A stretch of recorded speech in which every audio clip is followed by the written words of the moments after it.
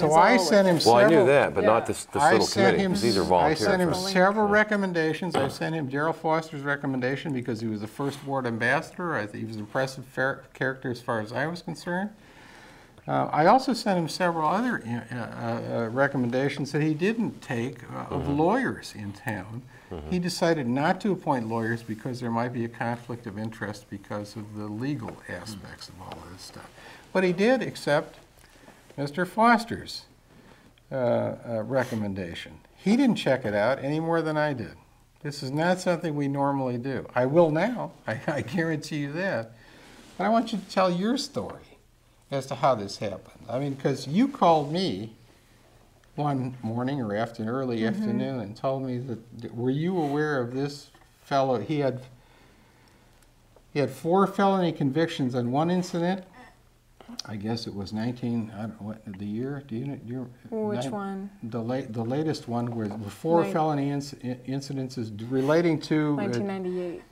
1998, regarding to the discharge of a weapon and regarding there were minors involved that were witnessing and so on. And then he had worse. He had one conviction for a felony in '68 or something like that, or '69 in Indiana, which I also didn't know about. But on top of everything else, I recommended him in May, and in June, he was charged with a misdemeanor for a domestic problem.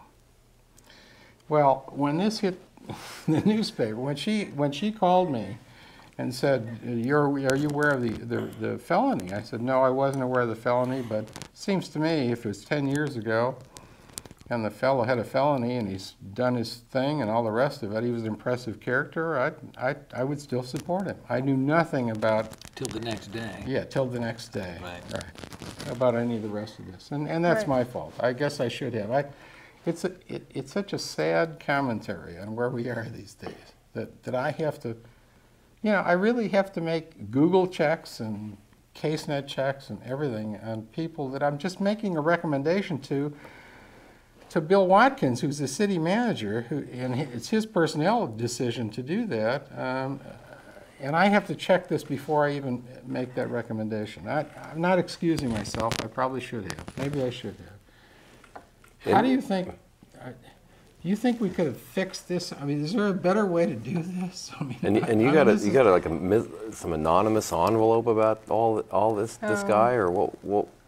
Well, it first came in a tip, but then we followed up, and yeah, the other was just something else that someone sends, but because someone actually sent me an anonymous envelope, your CaseNet printout, which was already discussed and everything during your election, as I understand. So that's neither here nor there. But following up on this, and it was my fault to not make you aware of the pending charges when you're going down and you can't look at these over online. So when we're investigating, well, to be fair, I think I told you sure. I don't really care. I mean, yeah. I think and to be fair, you didn't know about the pending charges when it went, but. Is there a better way of finding out what? How did you find out though? How did it get out that he had any charges at all? That was an email tip.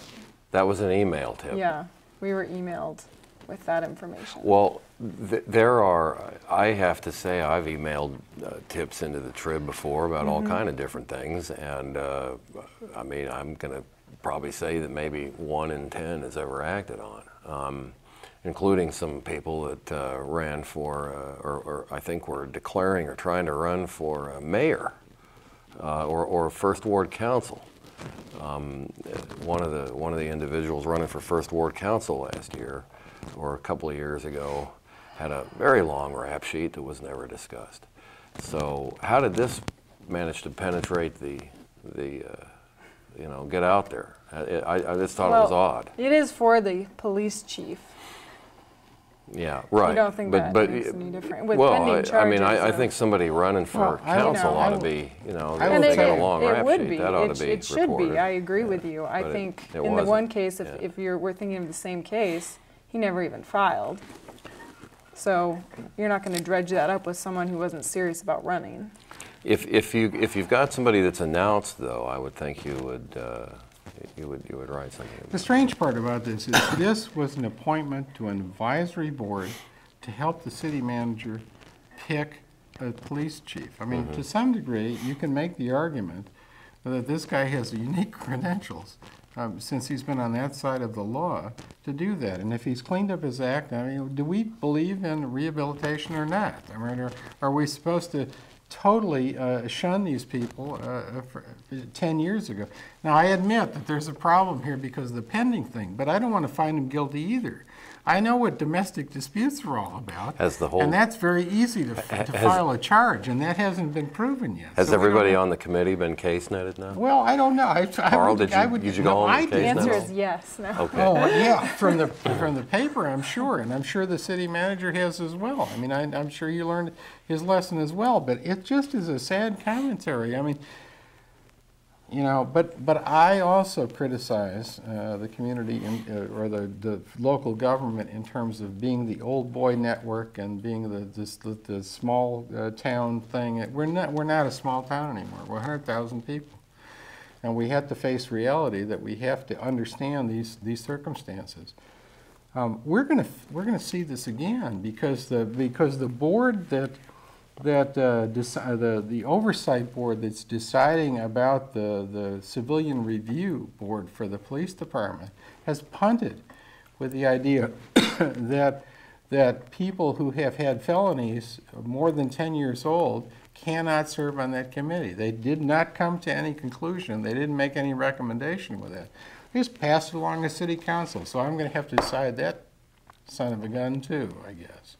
Or just make another appointment. Or make another appointment. The easy way would be to say no, heck no, and nobody has any record. You know, on the other hand, I do have some. You know, I guess I can do this on television. I have some liberal credentials. I'm not a knee-jerk liberal, but there is something I think to be said for people who have made a mistake and paid for their mistake and are doing the right thing. I think we need to embrace them and bring them back in the community.